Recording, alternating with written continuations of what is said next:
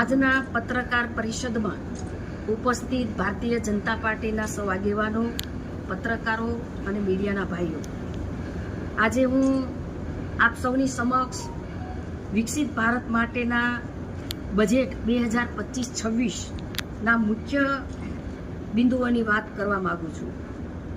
આદરણીય પ્રધાનમંત્રી શ્રી નરેન્દ્રભાઈ મોદી સાહેબના નેતૃત્વમાં અને દીવ, દમણ અને દાદરા નગર હવેલીના પ્રશાસક શ્રી પ્રફુલભાઈ પટેલના નેતૃત્વમાં દમણ વિકાસના પથે છે. આ બજેટ આદરણીય પ્રધાનમંત્રી શ્રી નરેન્દ્રભાઈ મોદી સાહેબના વિકસિત ભારતના સંકલ્પને ગતિ આપશે. આ બજેટ ભારતના 141 કરોડ લોકોના સપનાઓને પૂર્ણ કરવા માટેનું બજેટ પણ છે. આ બજેટ ભારતને મજબૂત, સશક્ત અને આત્મનિર્ભર બનાવવા માટેનું બજેટ છે.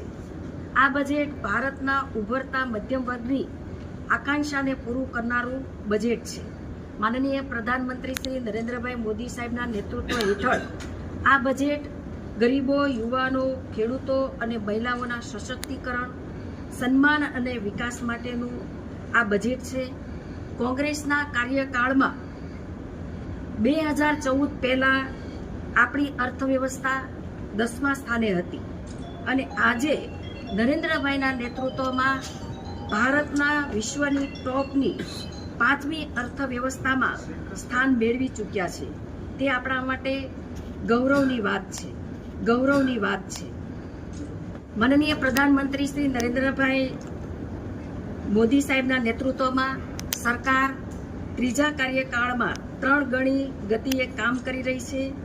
આ બજેટ વિકસિત ભારતના લક્ષ્યને પ્રાપ્ત કરવાની દિશામાં મહત્વનું પગલું છે. શ્રેષ્ઠ રાષ્ટ્રના નિર્માણમાં આપણે પણ સૌ યોગદાન આપીએ એવી શુભકામનાઓ કરું છું. મેડમ, આ જે બજેટ પ્રસ્તુત થયું છે તેમાં સંઘ પ્રદેશ, દાદરા નગર હવેલી અને દમણ દીવ માટે શું વિશેષતાઓ છે? અહીંની કંપનીઝ છે, મચ્છીમારો છે કે અન્ય વ્યવસાયને શું અલગથી લાભ આપવામાં આવશે?